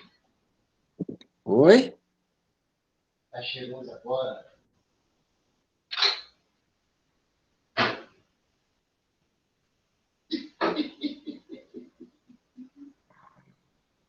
Porra! Acho que o Anísio está com o áudio dele aberto, né? Vamos lá. Focamos na saúde e desconsideramos outros aspectos? A Luísa já deu uma pista boa, né, Luísa? A Luísa, Bloqueia o microfone dele, professor. deixa eu ver, mas aí eu acho que eu vou... Ah, tá. Eu achei que ele acabava saindo. Boa. Focamos na saúde? Focamos, né? Será que tem que focar na saúde? Vocês acham que a gente convence as pessoas a fazer atividade física porque elas serão mais saudáveis? Eu acho que tem uma falha na comunicação, professor. Assim, da forma e como essa mensagem é entregue, porque é da mesma maneira que acontece com as embalagens do cigarro, né? Que tem aquele lance lá dizendo que causa isso, causa aquilo, só que a pessoa não olha aquilo e ainda assim tá lá comprando cigarro, fumando. Da mesma forma, se tem uma propaganda e etc., dizendo que quais são os benefícios da prática da atividade física e mostrando que pode prevenir comorbidades e etc., e até, e entre outras, desordem metabólica, sei lá, e ainda assim as pessoas não pegam aquilo e levam como algo que vai mudar a vida dela. Então, acho que tem também uma questão na comunicação para formar um valor. Se é na educação, eu não sei, mas tem uma falha ali. Uhum. Alguém mais quer comentar? É. Mas se fosse só um problema de comunicação, não era suficiente contratar uma equipe de publicidade, marketing e estava resolvido? Mas não uma comunicação. Eu acho que eu me expressei errado. É uma comunicação que eu estou falando educativa, e não uma comunicação de marketing. Mas será que é uma questão de educação? Eu penso, eu sou sincero que eu não sei se eu tenho uma resposta definitiva para isso, mas eu penso sobre isso também. Eu acho que a educação poderia contribuir também, mas não sei se é uma questão de educação apenas também. Veja só. Assim, a curto prazo, eu acho que não. Acho que a longo prazo, provavelmente. A gente... Se. Pode falar. Não, termina teu raciocínio. Se acontecer por exemplo, alguma metodologia, algum avanço der certo na promoção da saúde nas escolas, eu acho que a longo prazo a gente tem um resultado sobre isso, mas a curto prazo é difícil verificar. Eu acho que tem várias estratégias que podem ser utilizadas para tornar as pessoas mais ativas, né? Mas veja, eu acho que o foco na saúde, e especialmente justificado pela saúde, ele não é suficiente. Eu acho que a gente desconsidera outros aspectos.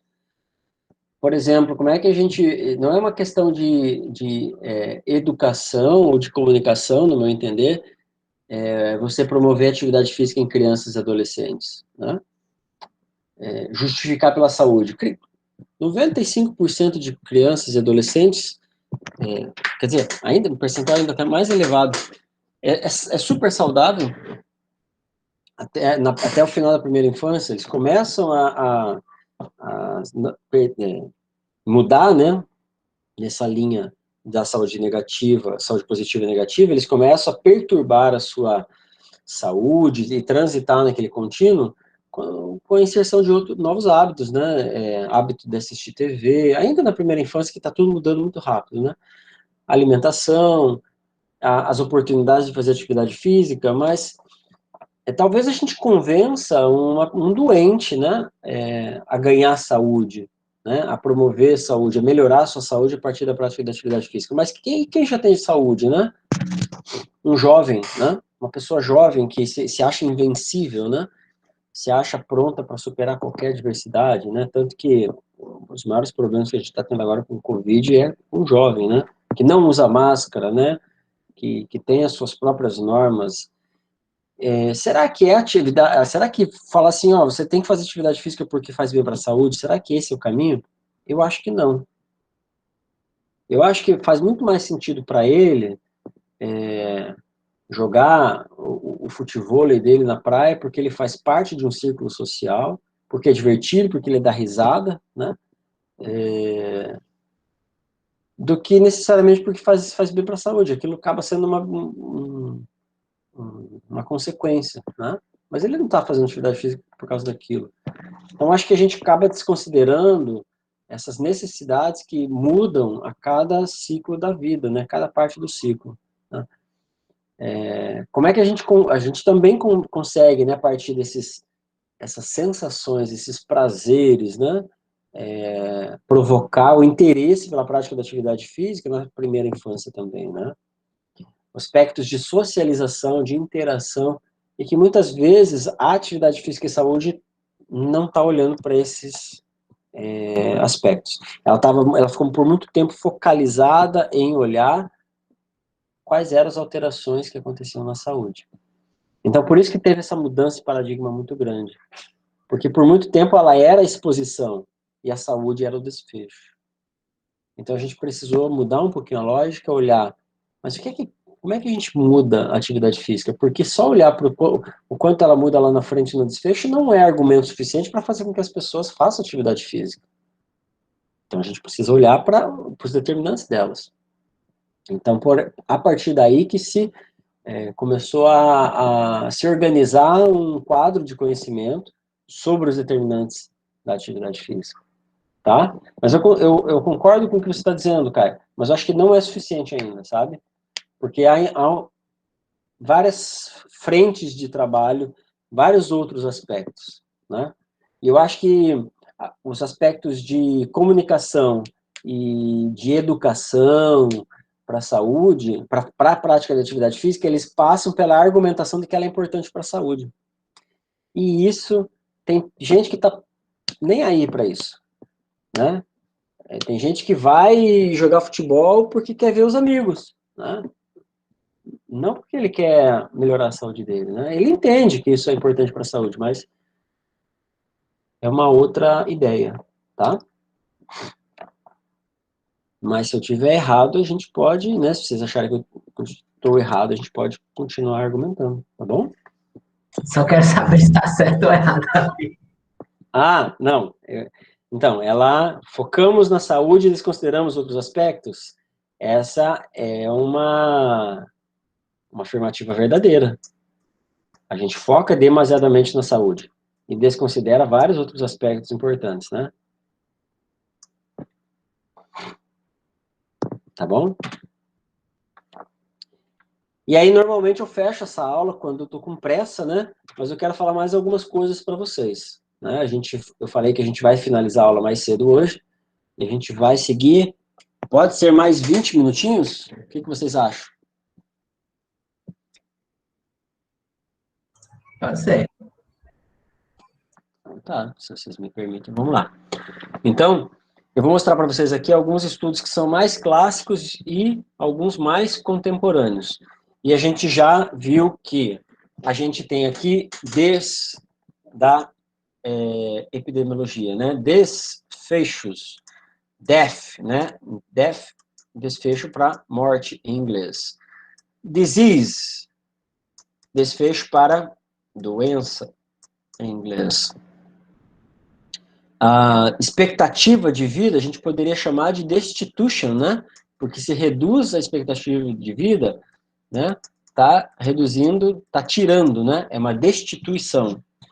E a insatisfação com a qualidade de vida é o outro D, né? Que é o discomfort, né?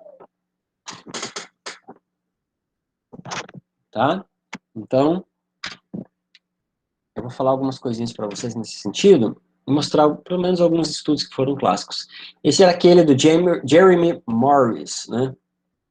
Então, um trabalho clássico que ele utilizou como amostra motoristas e condutores do transporte de ônibus de Londres, né? E ele fez esse estudo de 49 a 52 e publicou o estudo na Lancet em 53. E ele fez, posteriormente, uma espécie de validação desse estudo, né? A gente é muito muito ruim fazer algumas pesquisas hoje em dia, pela pressa que é nos colocado, pelos sistemas de qualificação, de comprometimento, blá, blá, blá. A gente poucas vezes faz um processo contínuo de pesquisa e que faz uma validação dos próprios resultados, né? Eu encontrei alguns resultados interessantes na minha tese, mas será que eles são verdadeiros? Eu preciso reproduzir em diferentes amostras, em diferentes contextos, para validar os resultados que eu encontrei. E aí ele fez isso, na verdade, né? Ele fez isso, ele fez o mesmo modelo de estudo que ele fez com motoristas e condutores, ele também fez depois com telefonistas e carteiros. Qual que é o modelo que a gente consegue perceber aqui logo de cara? Quem é que se mexe mais? Motorista ou o cobrador de ônibus? O cobrador de ônibus nessa época era aquele que subia e descia escadas naqueles ônibus de 2 andares, né?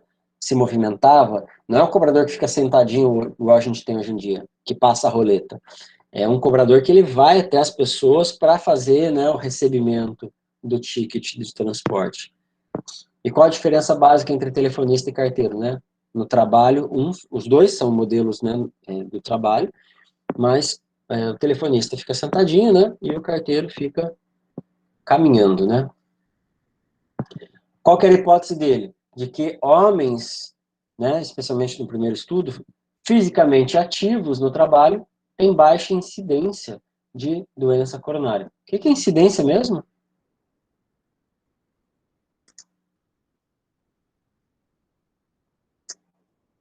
que é incidência mesmo?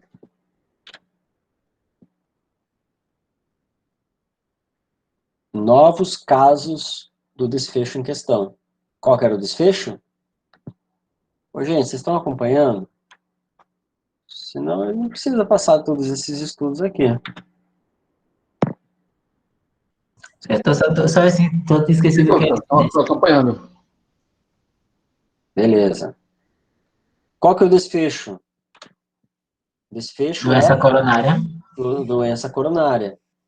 Qual que é a exposição? Atividade física. Ele queria saber quanto de atividade física era feito no trabalho. Qual era a incidência? A incidência é o surgimento de novos casos, né, do desfecho. Qual que é o principal resultado dele? Né? Que cobradores tinham 30% menos risco de doença coronariana do que os motoristas.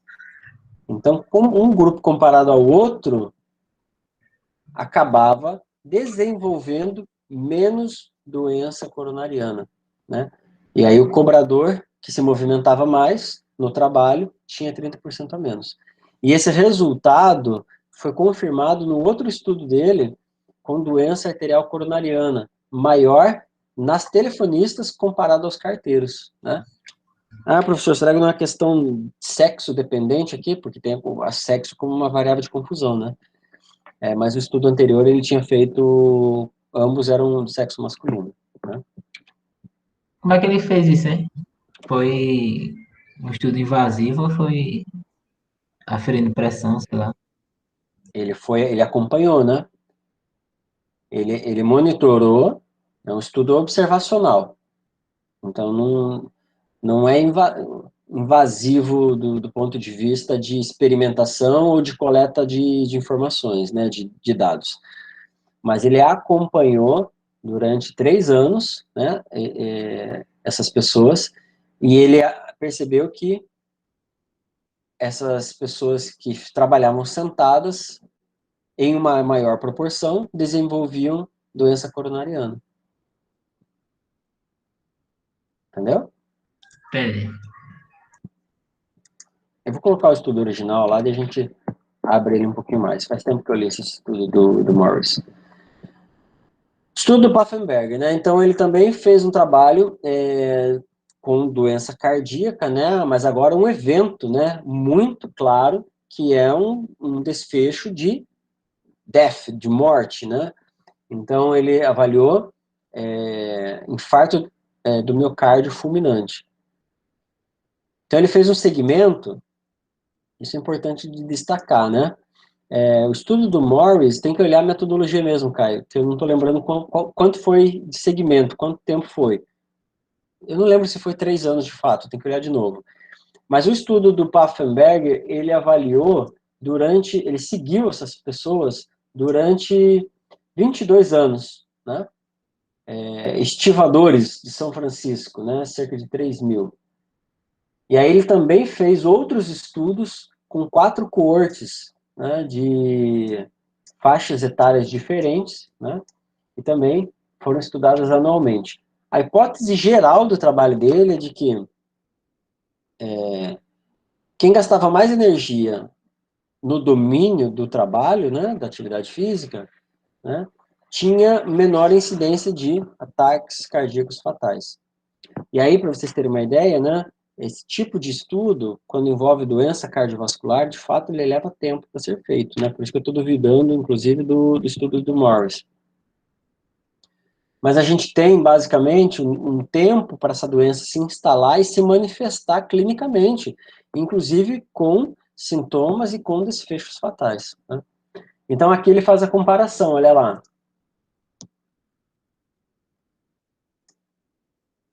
Quem tinha alto gasto energético, quem tinha baixo gasto energético, né? Energy output no trabalho, né? Gasto energético no trabalho. Aí ele faz aqui uma comparação, né, dos ajustes.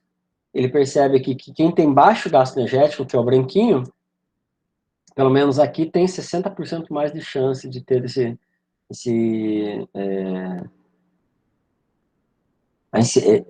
o infarto do miocárdio, né? Aqui também a gente tem uma diferença grande numa outra coorte dele, né? De meia idade, né? Na terceira coorte. Aqui é 3 vezes, 0,5 mais chance de ter um infarto do miocárdio. E aqui na outra coorte também ele encontrou o mesmo dado. Né? Esse é um estudo clássico do Pfaffenberger. Teve um outro trabalho dele que eu também mostrei lá atrás, que era com universitários de Harvard, né? Então, ele fez um segmento, né, de quase 17 mil alunos de Harvard, alunos de 35 a 74 anos, livres de qualquer doença, a gente tem que lembrar disso, né? Quando eles entram no estudo, eles não podem ter o desfecho. Então, eles não poderiam ter tido doença cardiovascular, né, ou evento cardiovascular, né, porque senão seria um problema para o estudo, eles teriam que ser excluídos, né? E eles foram acompanhados durante 6 a 10 anos. Já pensou a gente fazer um estudo desse na UFAL? A gente começa a avaliar todos os alunos da UFAL. E a gente vai avaliar esses alunos da UFAL por 10 anos. Vamos acompanhar eles, para ver se eles acabam desenvolvendo alguns desfechos ou não, né? Então, ele avaliou até 72. Durante esse período, 572 tiveram o primeiro ataque cardíaco, né? 357 não fatal e 215 fatal, né? A hipótese que ele estava testando era justamente essa, né? Que entre o primeiro ataque cardíaco e a severidade do ataque, com, né, o comportamento que eles tinham em relação à atividade física. E aqui estão os gráficos. Boa parte desses gráficos, desse estudo, na verdade, ele trouxe uma métrica muito importante que a gente usa basicamente até hoje, que é de 2.000 quilocalorias por semana, tá? Então ele percebeu o quê? Que em diferentes estratos, em diferentes faixas etárias, vocês podem ver que o gráfico é basicamente o mesmo, né? Ele muda um pouquinho, né? Mas a gente está comparando aqui pessoas que têm um gasto energético menor do que 500 quilocalorias por semana, de 500 a 1.999, ou de 2.000 ou mais. O que a gente percebe? Que em todas essas faixas etárias, o risco é menor de ter ataque cardíaco, né? Então, há um maior percentual nas taxas, né, de ataque cardíaco por 10.000 pessoas ano, que é um ajuste, né, usado para a coorte, né, para tradução desse dado, em grupos com menos de 500 quilocalorias, quando comparado àqueles que fazem mais quilocalorias, mais de 2.000 por semana. Esse é o estudo clássico com alunos de Harvard, né? E aí que está a grande pergunta, né, que permaneceu por um bom tempo, e a gente, inclusive, né, tem dificuldades em responder, né? Será que mais do que 2.000 quilocalorias aumenta esse benefício? E aí a gente observa que, na verdade, né, todas as evidências, né, a gente acaba tendo um número menor de pessoas, né? Então, o N nessas categorias acaba sendo menor, o número de pessoas envolvidas, né? Mas, de certa forma, ele acaba sendo muito semelhante, né? Então, não sei se tem benefício adicional, parece que não. Mas, atingir por volta de 2.000 quilocalorias ou mais, reduz drasticamente, né, a chance de ter um evento cardíaco fatal ou não fatal. Convenci vocês com o estudo de 1978?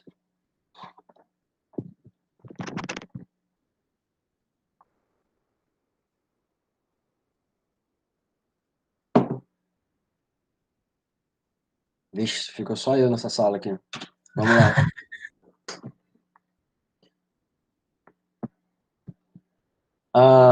Aqui é um estudo bem mais recente, né, de 2012, mas que ele traz uma relação importante aqui entre a atividade física vigorosa, né? Então, tem muitos pesquisadores, na verdade, que trazem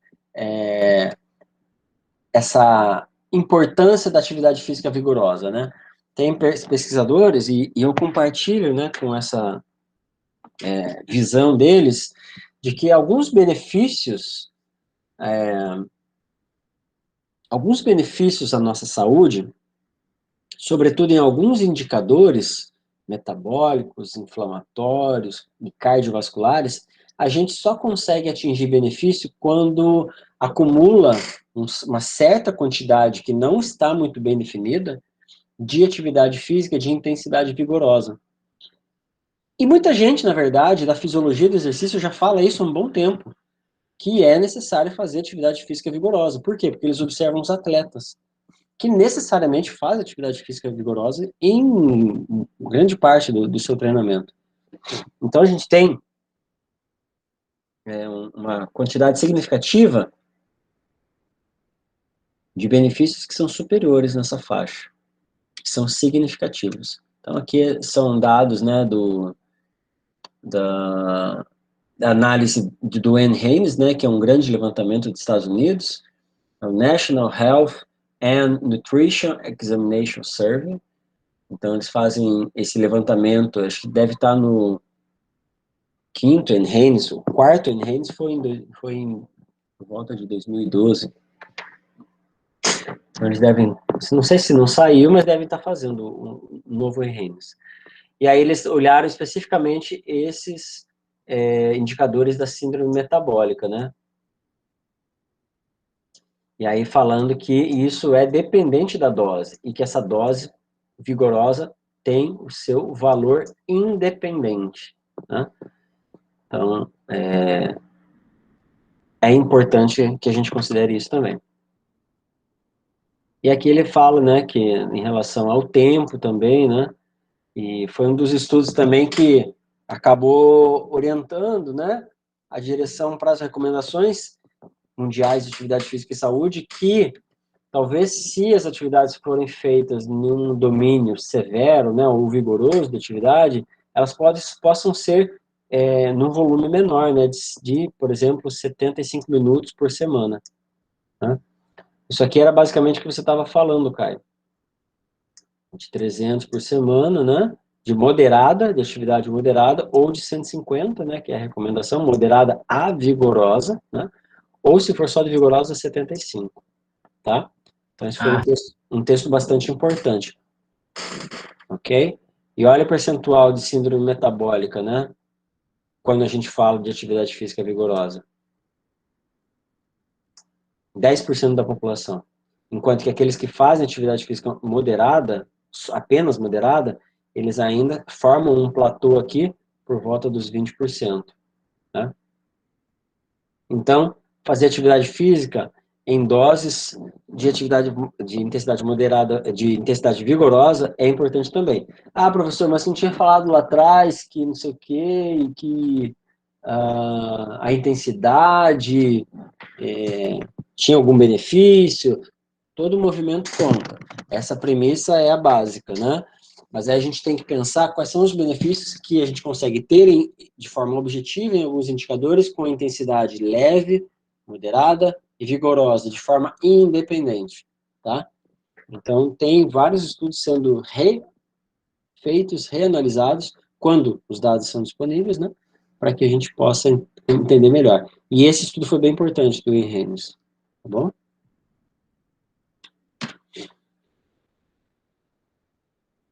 E aqui, assim, tem vários estudos, eu não vou passar por todos eles, mas esse aqui fala, né, da relação com...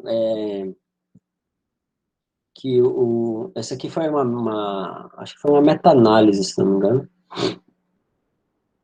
e que mostrou, na verdade, cadê minha seta? Mostrou, na verdade, a associação que existe, né, com a METs, ou com percentual de consumo de oxigênio, e o colesterol, né, especialmente o HDL. Então, mostrando que existe uma associação positiva, importante, né, o HDL faz o transporte reverso do colesterol, ele varre as nossas artérias, né, faz uma limpeza importante, e é basicamente essa compilação de estudos que é feita nesse trabalho. É uma meta-análise mesmo.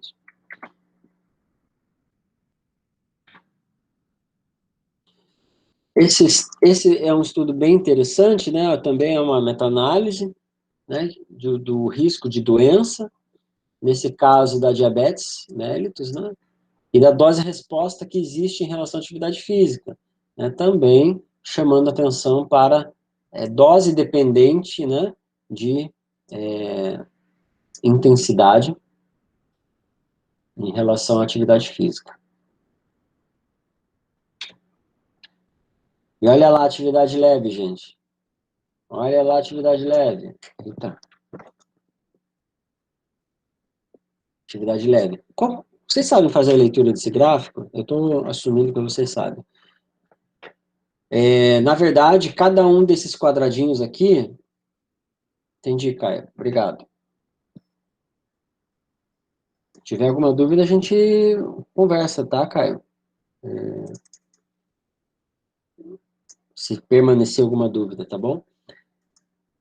Mas aqui a gente tem diferentes quadradinhos. Cada quadradinho desse aqui é um estudo que foi revisado nessa meta-análise, né? Ah, professor, mas tem tanto estudo, por que ele só considerou esses? Porque ele provavelmente teve um critério bem rígido e só incluiu os estudos bons, né? Que tem uma metodologia sólida, né? E no total deu 81. Cada estudo desse tem um quadradinho de um tamanho diferente, vocês estão vendo, né? Por quê? Porque isso aqui acaba refletindo, em termos proporcionais, o tamanho da amostra desses estudos. O que importa é isso daqui, ó, a medida sumário. A medida sumária é uma média de todos os resultados dos estudos. E se ele teve um efeito positivo ou negativo. Se vocês perceberem, ele está para cá dessa linha do 1, né? Então, ele teve um efeito positivo, né? A intensidade vigorosa. Aqui também, a ideia é a mesma, né? Opa, teve um estudo aqui que não teve um efeito significativo para intensidade moderada, né? Aqui todos tiveram. Então, a intensidade vigorosa faz muito sentido para diabetes mellitus, para proteção dela, né? Para reduzir o risco.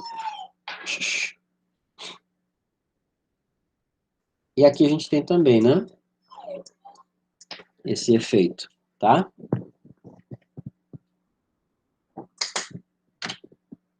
Olha a intensidade leve. Também tem estudos que encontraram esse efeito, né, da intensidade leve, né? Outros não. Mas a medida sumária, que é o que interessa, eu já falei a vocês, isso, a medida sumária está aqui, e ela diz que, né, de fato, está longe do 1, né, e que existe um efeito da baixa intensidade também. Então, intensidade baixa também faz sentido para proteger da diabetes mellitus, né, reduzir o risco. E a caminhada, professor? Quem é que tinha que falar da caminhada? Acho que foi o Matias, né? Ou foi o Victor? E a caminhada? Uma simples caminhada. Tá aqui, ó. Tem evidência mostrando isso. Não foram todos os estudos que encontraram, mas nessa forma racional de entender a contribuição de todos os estudos para a literatura, que chama-se meta-análise, né? Usar o próprio dado dos estudos para compilar, sumarizar e trazer essa evidência baseada na estatística, né? Me leva a pensar, né, concluir que a caminhada protege da diabetes mellitus, né? Esse é um outro trabalho que fala sobre câncer, né, diabetes, doença cardíaca isquêmica, acidente vascular encefálico, um grande levantamento, né, de trabalhos desde 1980 até 2016. E aí, não sei se vocês lembram, né, mas era mais ou menos esse gráfico que estava lá em alguns slides da aula passada. Só que eles estavam todos juntos, né? Então, aqui eu tenho diferentes curvas, né, que protegem dessas doenças, né? E parece que algumas doenças eu preciso de um volume maior e a proteção chega antes, né? Como essa aqui, né, da doença isquêmica. Entretanto, algumas elas só aparecem mais tarde, né? Como do câncer, a gente viu isso. Algumas faixas, né?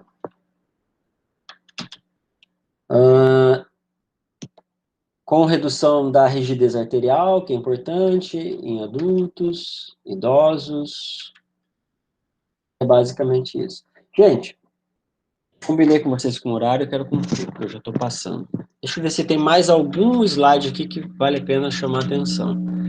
Esse era um outro estudo do Pfaffenberger, né? De atividade física.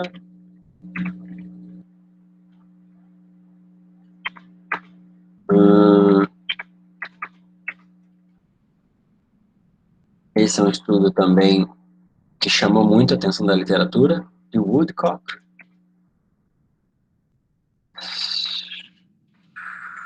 Expectativa de vida. Esse daqui a gente já falou, né, numa aula nossa anterior, né, que na verdade a fração, né, foi o único estudo original que foi incluído naquele número da Lancet, né. Então a Emily, ela usou desse cálculo da fração atribuível à população para estimar o efeito do fator de risco para a incidência da doença, né, e ela, nesse caso, analisou a inatividade física, né, e ela percebeu que a mediana para redução do risco de todas as causas de mortalidade era de 9%. Era maior, né, dependendo de algumas condições. Porém, quando a gente faz essa eliminação da inatividade física, a média, né, que sobe de expectativa de vida da população é 0,6 ponto ano. Quer dizer o quê? É muito pouco, né? Mas há uma grande, eu já mostrei para vocês alguns dados, né, desse estudo, há uma grande redução de doença arterial coronariana, de diabetes mellitus, né, ou melito, de câncer no colo, câncer na mama, ou de todas as causas de mortalidade. Então, com isso a gente vai concluir a aula de hoje, né, pensando que talvez a atividade física não seja tão boa a eliminação da inatividade física não seja tão boa em aumentar a expectativa de vida, mas ela previne essas doenças que acabam criando várias complicações para as pessoas, né? Ou até mesmo a causa de mortalidade. Ser ativo de forma indireta vai melhorar muito, de forma direta vai melhorar a vida das pessoas, reduzindo o impacto dessas doenças, mas é muito pouco do ponto de vista de aumentar a expectativa de vida. E aí, de novo, talvez esse não seja o caminho, né, de promover a atividade física. Eu ainda acho que a gente precisa tocar mais nessas variáveis psicológicas e psicossociais. Tá bom? Então, eu vou interromper a gravação aqui, gente. Vocês podem ficar à vontade para fazer qualquer tipo de comentário.